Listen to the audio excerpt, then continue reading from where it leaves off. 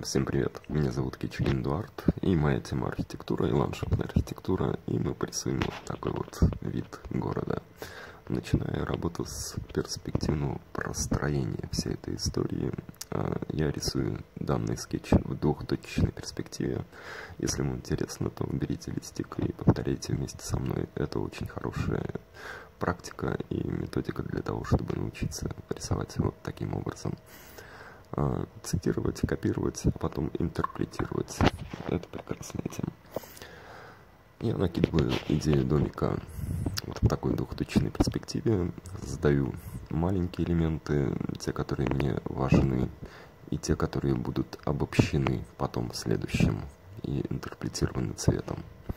Вы видите, куда сходятся точки двухточечной перспективы. Я их наношу такими еле-еле-еле видными линиями. Это тоже очень хорошая методика, и перо позволяет делать ее, позволяет не использовать карандаш.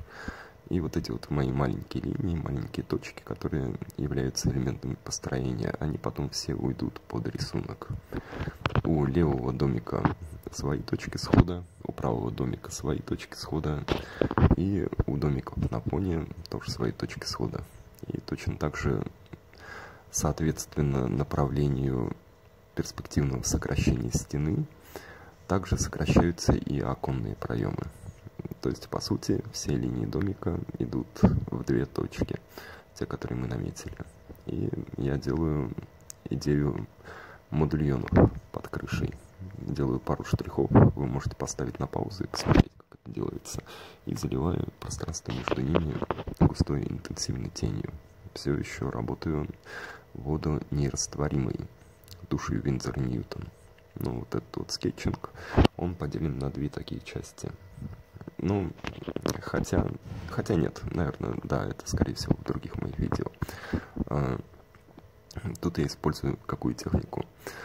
Сначала я создаю графическое изображение, которое симпатично само по себе. Если оно симпатично само по себе, то я более-менее уверен в том, что цвет ее не испортит.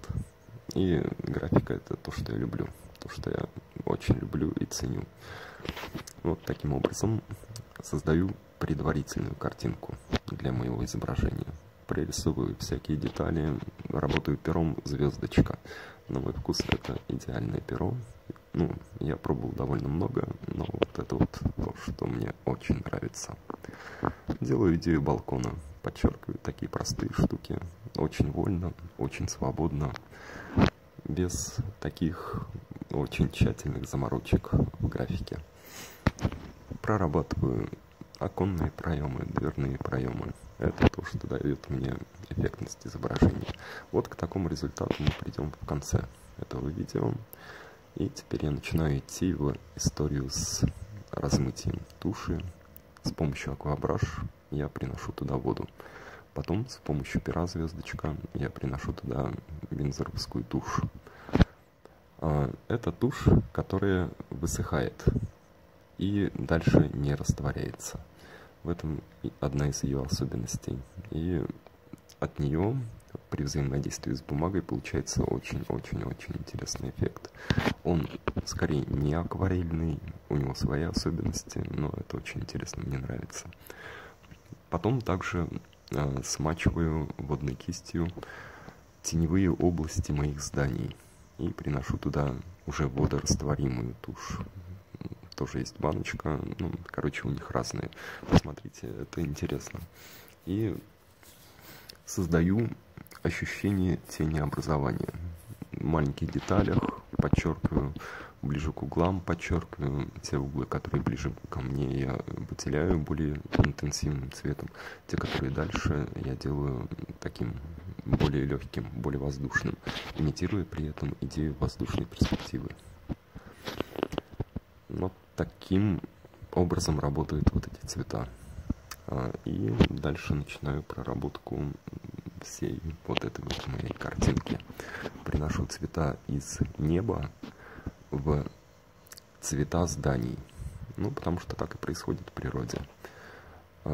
Цвета должны быть более-менее родными друг другу.